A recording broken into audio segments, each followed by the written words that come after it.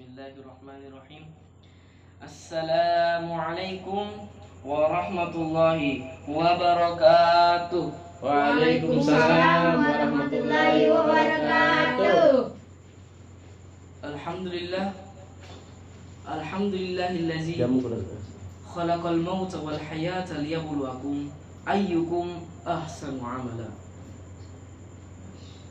Assalatu wassalamu ala asyrafil anbiya'i wal mursalin Sayyidina Muhammad Allahumma salli wa sallim wa ala alaihi. alihi wa ashabihi ajma'in, amma ba'd. Alhamdulillah, pada malam hari ini saya akan menyampaikan sebuah dakwatul Islamiyah yang menjelaskan tentang virus corona atau COVID-19. Berbicara tentang wabah penyakit yang menggemparkan dunia pada saat ini, yaitu adalah virus corona atau COVID-19. Betapa tidak, wabah penyakit ini mula-mulanya ditemukan pada Desember 2019 Masehi, bertempat di Wuhan, Cina. Apabila kita melihat data-data yang terjangkit wabah penyakit ini telah melebihi ribuan juta jiwa. Dan apabila kita melihat data-data negara yang terjangkit virus corona ini, sudah hampir 200 negara yang terjangkit virus corona ini. Itu menandakan bahwa wabah penyakit ini hampir tersebar di seluruh dunia. Tetapi kebanyakan orang yang terjangkit virus corona ini yaitu adalah non-muslim. Berarti ini kita bisa katakan bahwasanya Islam itu anti corona. Virus corona ini masa inkubasinya atau masa karantinanya adalah 14 hari. Apabila dalam 14 hari orang tersebut tidak menandakan tanda-tanda virus corona atau COVID-19, berarti orang tersebut bisa dinyatakan negatif corona. Tetapi apabila orang tersebut sebelum 14 hari kemudian lalu ia menandakan tanda-tanda virus corona, maka orang itu bisa dinyatakan positif corona. Yang kita akan tafsirkan adalah angka 14, 336 dan 19 pada kata COVID-19. Mengapa saya ambil 336? Karena coba kalikan 14 dikalikan 24. Kenapa 24? Karena di dalam jumlah satu hari itu adalah 24 jam. Sedangkan masa inkubasinya atau masa karantinanya virus corona ini adalah 14 hari. Jadi kita kalikan dengan jumlah jam yaitu 24 jam.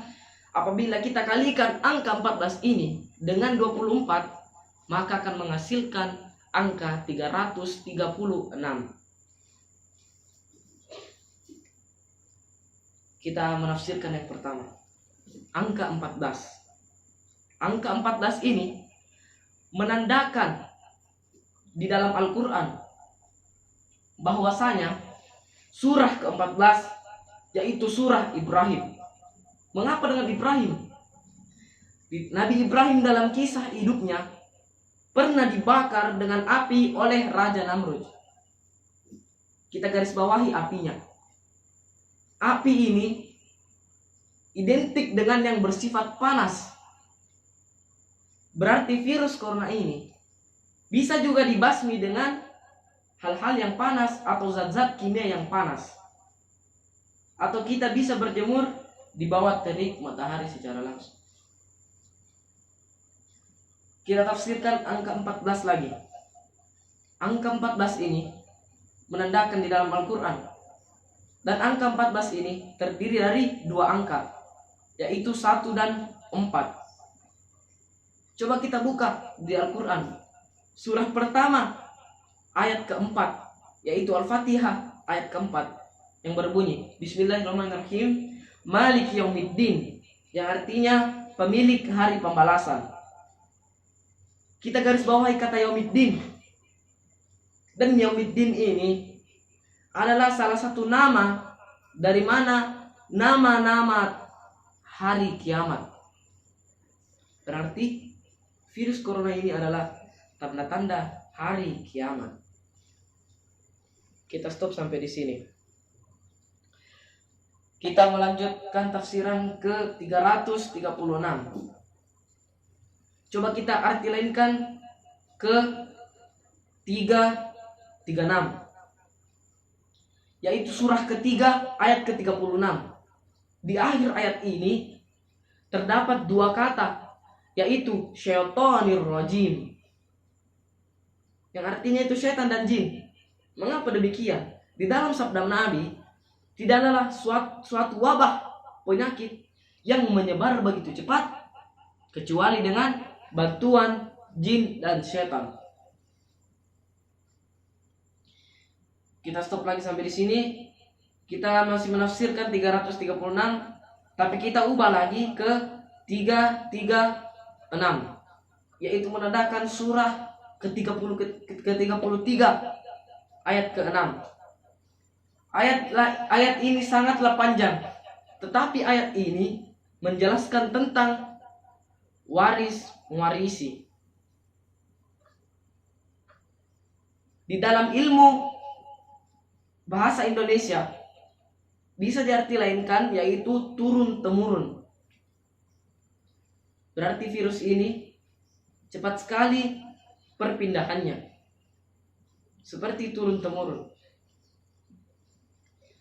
Dan kita yang terakhir yang kita tafsirkan adalah 19 pada kata COVID-19.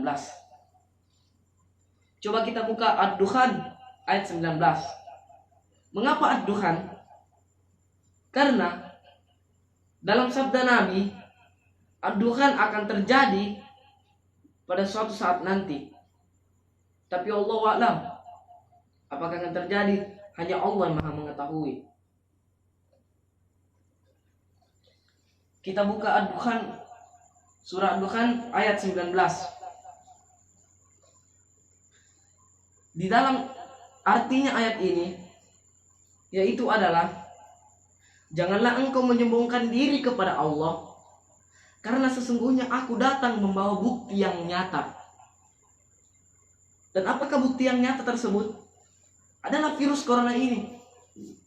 Karena kenapa? Karena banyak orang yang menyembah selain Allah. Banyak orang yang musyrik.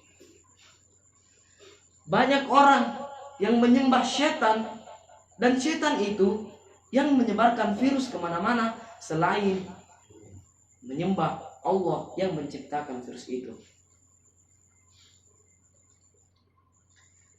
Jadi sebagai kesimpulan, marilah kita sama-sama berdoa kepada Allah agar virus ini lenyap dari dunia, agar virus ini tidak akan kembali lagi. Amin. Dan janganlah sampai kita menyembah selain Allah, maupun sembahan kita bersifat tradisional maupun bersifat modern, itu jangan. Demikianlah dakwatul Islam yang sempat saya sampaikan. Lebih dan kurangnya mohon dimaafkan. Apabila ada kurangnya, itu datangnya dari saya, dan apabila ada kelebihannya, itu datangnya dari Allah. Akhirul kalam, Allah musta'an wa alaihi tiklan. Assalamualaikum warahmatullahi wabarakatuh.